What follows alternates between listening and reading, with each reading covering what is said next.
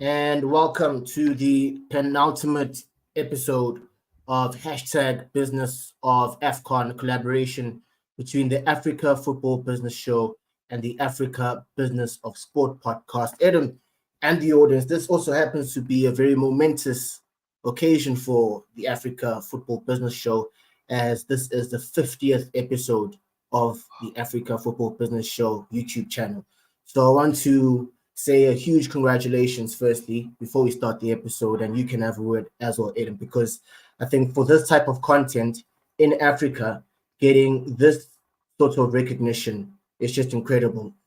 1,000 subscribers and now the 50th episode of the Africa Football Business Show. Well done, Brian, and this is a great achievement. Just firstly, Aiden.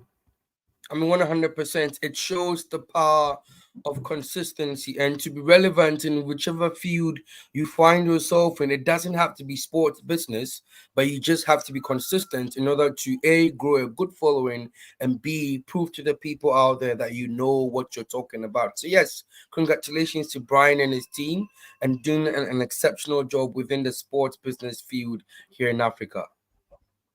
Absolutely. So let's jump into this 50th episode, and we speak about a very topical issue or an opportunity within the African sport business insofar as AFCON is concerned. So today we will be speaking about maximizing business opportunities at the AFCON, including partnerships, marketing, branding, and sponsorships. And we will have an invaluable conversation with a leading industry figure to speak about this. But just firstly, Adam, before we go into this episode, or as we do it, because this post on LinkedIn that came across my feed, you tagged me on it, was very interesting, and I thought I'd read it out for our audience who may not have read it and get some of your thoughts and what was your thinking behind it. So this is Kajovi St. Matthew Daniel.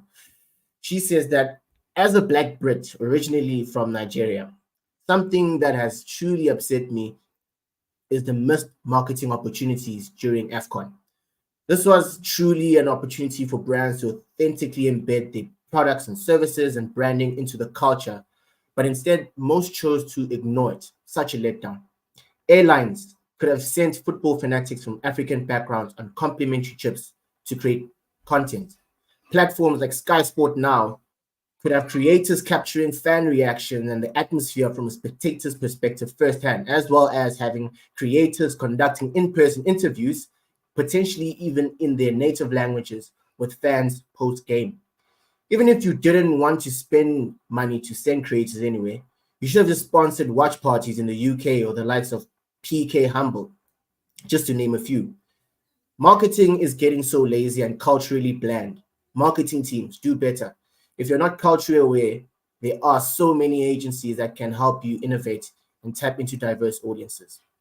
Adam, you tagged me on this, and I thought it really picks up a couple of issues that are happening within marketing or some of the missed opportunities during this AFCON. What are your thoughts on what Kajovi had to say? What is your expectation, as well as a creator yourself who could have had these opportunities or who actually engaged with brands to get these opportunities?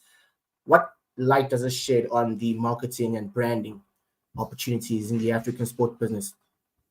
When I came across the post, I could 1000% relate to it because I thought to myself that whether we like it or not, this is the flagship sporting event on the continent. Africans on the continent and diaspora as well will be very engaged into it. Why don't we have our own people going out there to create content? Let's go back to 2022, December of 2022.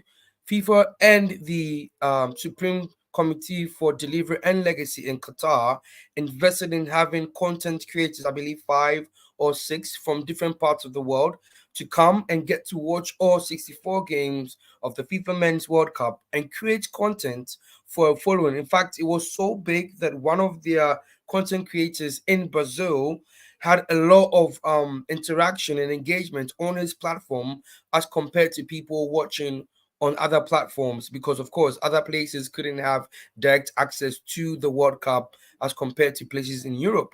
So for me, it's a no-brainer. And we have top individuals in the UK, in the US, and here in Africa who are of African descent, speak some of our top languages like Portuguese, French, Spanish, English, and can come in to come and create content. So I was asking myself, why didn't they come in to create content? Well, unfortunately, business-wise, AFCON isn't close to the likes of the Men's World Cup or the Women's World Cup or even the Euros. We know very well in the UK that a lot of freelancers tend to go to competitions and events and club games and whatnot and create content there. We could have done the very same thing here. It's one thing to just have people following your competition from their TV or from in stadia or from just watching highlights reels on social media, but it's another thing having content creators on the ground to give you a holistic experience. That is the experience that will not be forgotten by the people who interacted. So, of course, a lot of missed opportunities here, but hopefully, this can be a call to those who are involved in the decision making and change their approach for the subsequent competitions to come. I know for a fact that the Youth Olympic Games will be coming to Dakar in less than 1,000 days. Perhaps for an event like that, we can have content creators on the ground covering the games and really giving us a good experience of the athletes and what they're going through. Jabu, you're muted. Insofar as brands are concerned as well, because I mean they're very directly concerned with this issue of maybe not unlocking or seeing different opportunities that might happen for them. In terms of activation, some of the last times I heard from a brand that sponsored AFCON was when the announcement was being made. The as much as there was different inventory that was available, such as, for example, the eco bank goal of the day, or different ways they could integrate the branding and giving the sponsor some visibility. There was no activation on insofar as the social media platforms of some of the brands that I've been particularly following coming into AFCON to see, are they going to have any innovative, dynamic, new strategy or approach to activating at an AFCON, and not just, as they said in our first episode, just signing a contract and having your name associated with the AFCON. So insofar as that is concerned, Adam, how would you assess how far brands have went to really put themselves out there and market the tournament through their own platforms as well? What I have seen around is just ads from some of these brands. And I believe Techno also had an activation in Ivory Coast. Apart from them, I haven't really seen other brands. If they have done anything, well, it hasn't come on social media. But the Techno one, I saw it on social media. So I believe that brands who did any form of activation there would have put their content online. So for me, I'm really asking myself the right question: why didn't brands have any activation? Is it that A, they didn't know of the particular you know permutations of activation that they can have on the ground in Ivory Coast, or B, they didn't know the right content creators to do that with. As a brand, whether you're on the continent or you're from another space coming to the African continent, it's pertinent that you do your research to find the right people that you can do the activations with. Imagine if a couple of brands had done their research into sports business in Africa and had come across the Africa Business of Sport podcast. Perhaps we could have been a part of activations with these brands, really giving them really giving them audience to 105 plus countries following through, as well as also being a part of creation for them.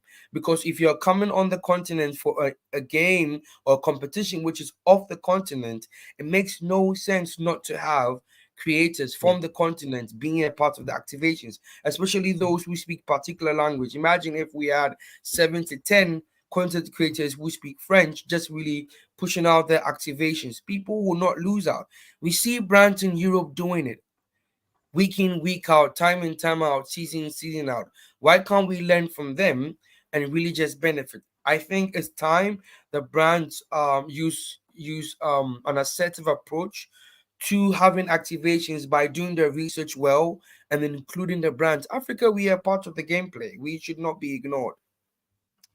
You couldn't have said that any better. So now we're going to introduce our fourth guest of this hashtag business of AFCONs. And as we have really tried to do, is to bring on the absolute heavyweights, because this is a big tournament, so you need big guests to come on. And I don't think we have failed by bringing on someone who I think is an incredibly inspiring figure within the sport business. I love her content on LinkedIn when it comes to the sport business in emerging economies such as Africa and Middle East. It's a great honor and privilege to have the founder of Playbook, Sandrine Nzeukou. Welcome to the hashtag business of AFCON, Sandrine. Thank you so much. It's such a pleasure to be here. We were just speaking about some of the lost marketing opportunities insofar as creators are involved in the AFCON. What would your assessment be insofar as the activation capacity of some of the brands that have been involved and the different ways they've tried to be innovative during AFCON? I certainly agree with the sentiments that you both have. I think I've been underwhelmed in terms of activations of brands. And there's so many things, particularly about AFCON. And I think that the rest of the world was able to see it this year in particular in a way that wasn't necessarily evident in years before, that make it tremendously unique from other platforms. And I think that it's leveraging those specific opportunities and those things that give us that unique edge is what were complete missed opportunities in my view. So one thing in particular is that walk-ins have become a huge thing in the world of sport. And so it has transformed, for example, the fashion industry in terms of what outfits people are wearing when they walk in. But obviously, as we all know, in AFCON, you have teams walk in very differently than any other teams in any other competition.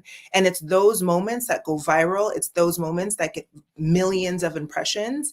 And it's really important to capitalize on that. So in my viewpoint, there could have been Spotify who could have sponsored and at least had an opportunity for every single walk-in for every team. I could have seen a Beats by Dre sponsoring every speaker. You see these men holding giant speakers walking through that hallway. Why not leverage that opportunity that is so different than anything else that you're seeing in any other competition to your advantage?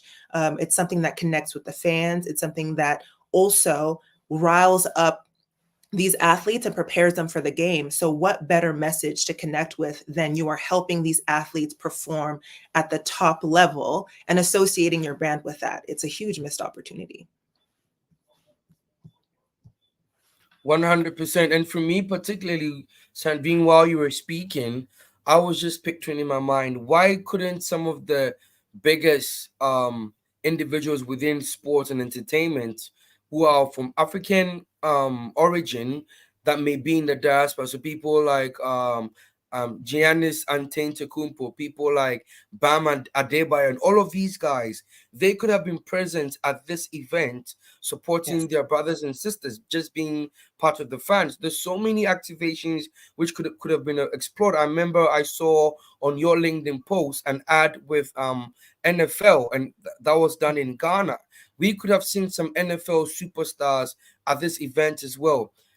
For me, the thing that I believed was the most lacking is the fact that it's not just a competition. This is an opportunity for us to experience the arts. It's an opportunity for us to experience festivals. We could have brought big individuals from all walks of life who are from African origin to really, embrace this place and make it like a whole show, a whole concert. But hopefully they can learn from this for the subsequent AFCONs and competitions to come. Yes, I say this all the time. I think sometimes people forget that sports and sporting events in particular, it's entertainment. It's an entertainment asset. And so people are looking to attend, people are looking to watch because they want that dopamine hit. They want to have fun. And number one, we are the continent of enjoyment. That is what we do the best. And so why not leverage that to our advantage? To your point, it would have been incredible to see some African musicians, and you see it all across, other sports related entities. We have the NBA All-Star happening next week, and it is a coveted spot to have floor seats at NBA All-Star weekend because it means something culturally. And so why not have that same or create that same level of notoriety of entertainment? People watch the game partially to watch the All-Star game, but also to see who's there. It really that cultural capital is something that is so critical to who we are as Africans, and it's something that we have to leverage and monetize because no one does it like we do. You couldn't have said that any better. So in contrast to maybe some of the missed opportunities that we see from our perspective, the numbers for CAF are pretty impressive. A friend of the podcast, Hassan Al-Kamar, tweeted some key statistics that come out of the commercial performance of this AFCON, and some of them are that CAF has 10x their revenue compared to AFCON 2021. With this AFCON, there have been 17 sponsors, which represent a 50% increase compared to AFCON 2021 as well. So how would you assess those numbers in the context of maybe some of the opportunities that could have spurred them on even more? Yeah, I think it's incredible, and it's really encouraging to see, and I almost hope that there's a case study that really comes from this past experience to be able to really understand what was critical in making those shifts, because 10xing your revenue in the span of 2 years it's incredible to see. But we're seeing, I think, a shift in attitude also with Patrice Motsepe coming in, a little bit more of obviously a commercially mindset or focused, excuse me, but also having more of a long-term mindset, identifying partners that are also interested in developing the game, of evolving the culture of football alongside of AFCON. And one in particular that I think I was really impressed by this year was Puma. And in almost the perfect way, Puma, of course, is a technical sponsor of AFCON, but also ended up sponsoring a number of the sports federations, but one in particular being Ivory Coast, who's now in the final, being basically the dream situation from them.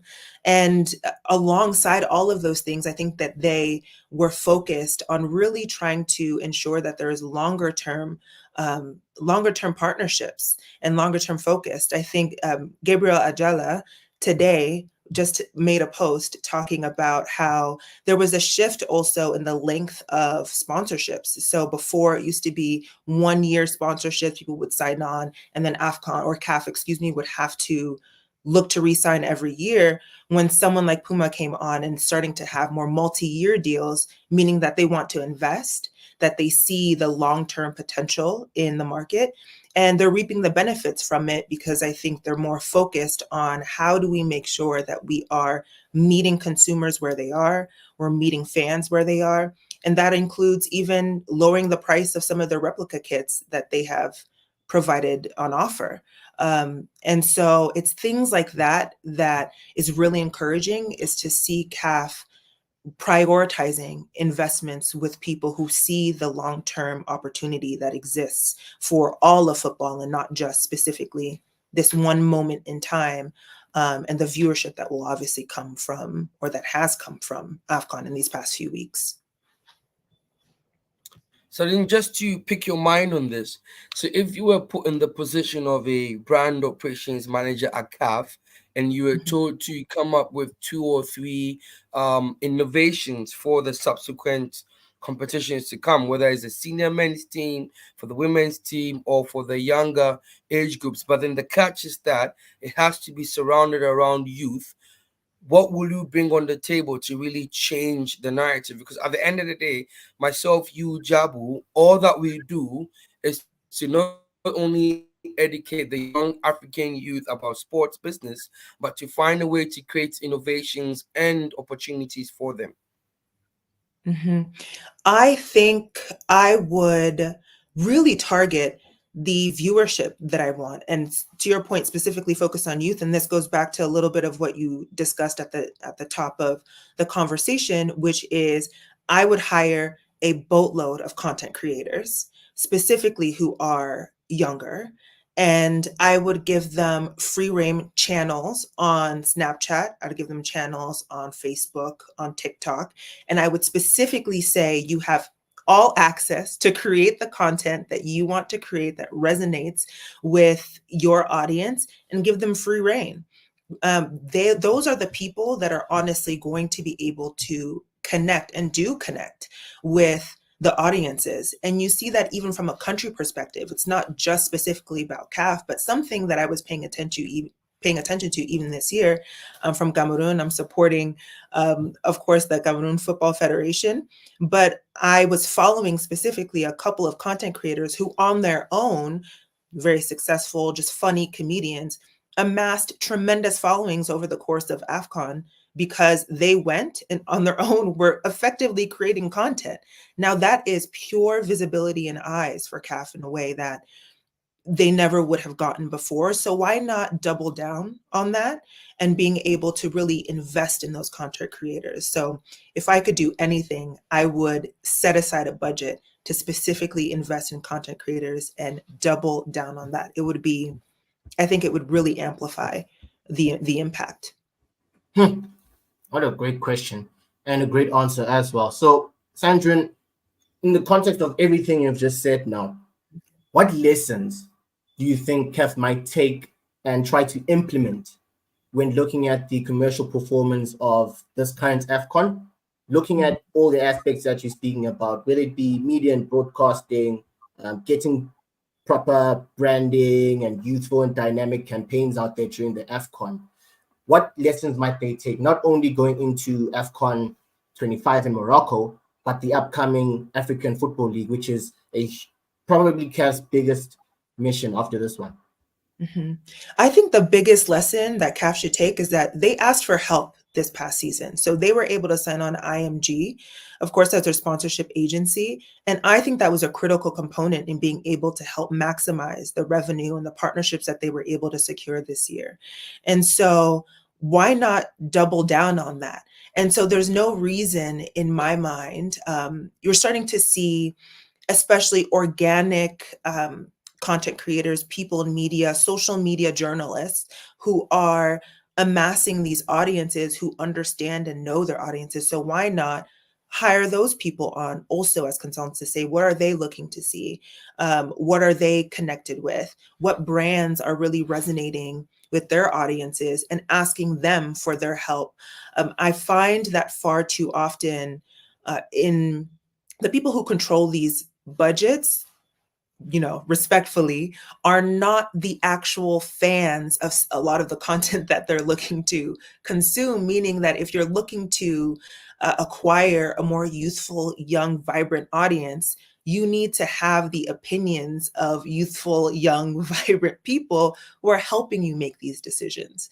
And so I think that there's a really great opportunity to not only ask for the IMGs of the world for help, but to also ask actual Africans who are young, who are part of these communities, who are fans, for their opinion on what things they would love to see, what activations they would love to see, etc. I think it would be a huge asset. Just ask for more help.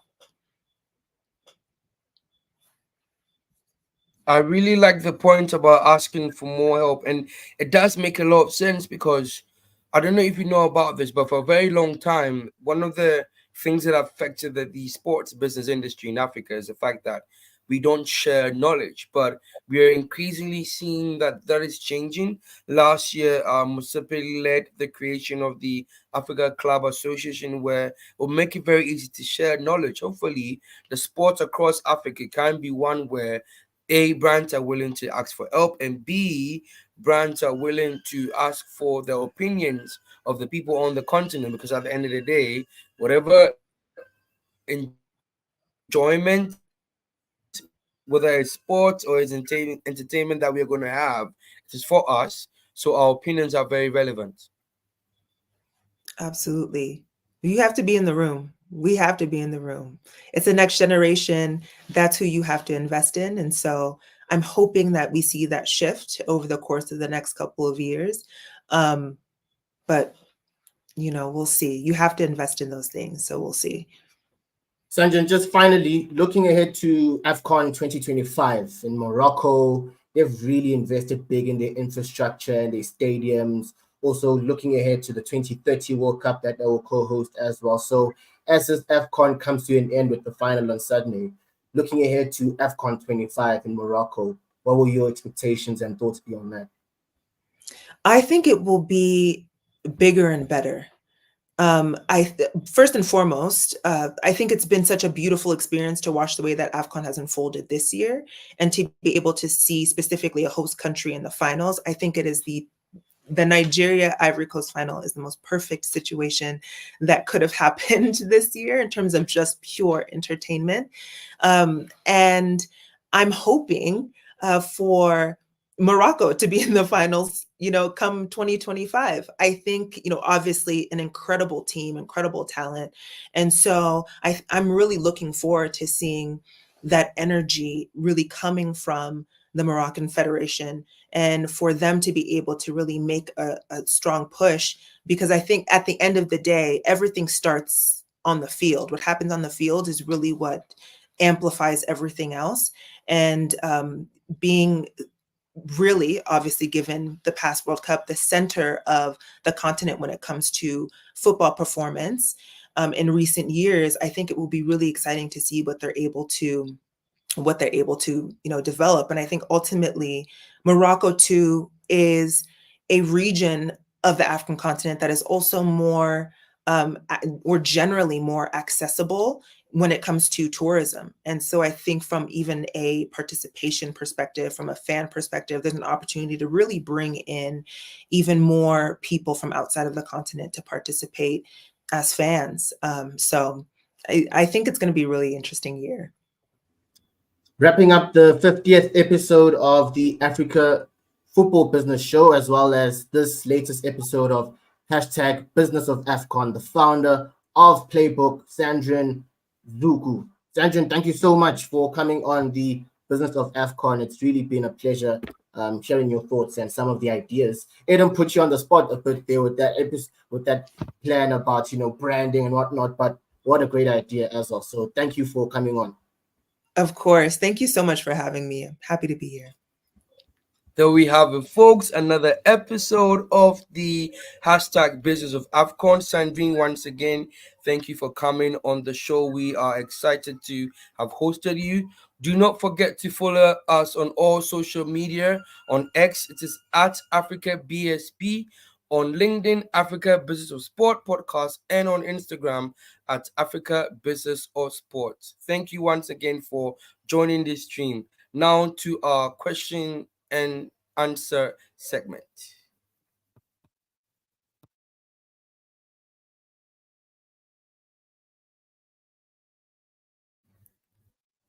Jabu, you're muted. Oh, my bad. We'll edit that out. So, Sandrine, as part of our Q&A, we've got just one question. So we hope you've just got 2 minutes to maybe tackle this question by Dev Kumar Parma, who actually is a long-time sponsor of the Africa Football Business Show. So on the 50th episode, to Parmas, who's a very strong partner of the Africa Football Business Show, very well done to you too. So the question here is, you've mentioned some of the huge brands like Beats and Spotify. How has Rock Nation activated AFCON, as they have made big plays in South African sports in the past couple of years, and I would say across African sport in terms of the elite athletes that come from Africa? To be honest, I haven't quite seen what Rock Nation specifically has done in terms of activation in AFCON. But that is a great question. And I say that even as it pertains to what they've done specific to Super Bowl that's coming up. There is a relationship that they obviously have with Super Bowl in terms of being able to provide talent of the halftime show, which is an incredible platform. And so I'm really curious as to what opportunities they would consider in terms of being able to activate and participate in what's happening in AFCON. I think that's a huge opportunity for them to come in. But also, I would also say that it's a huge opportunity for other record labels and other entertainment platforms that are also indigenous to Africa to also consider participating in. I think there were 17 sponsors this year in terms of the sponsorship mix, but only a couple were African. And so I think that is that question of how do we ensure that we're bringing along African companies and African brands and making sure that they also understand the opportunities to participate in alongside assets like AFCON, so that they have the same visibility and the same opportunities, and it doesn't necessarily just become a platform for foreign brands to get access to African markets. Great question. Fascinating. Yeah, that's fascinating. All right. Thank you so much for joining us on this latest episode. Once again, Sandrine, thank you very much. Adam, see you very soon. This was the 50th episode of the Africa Football Business Show, the hashtag Business of AFCON, a partnership between the Football Foundation for Africa and the Africa Business of Sport podcast. Good night. See you soon.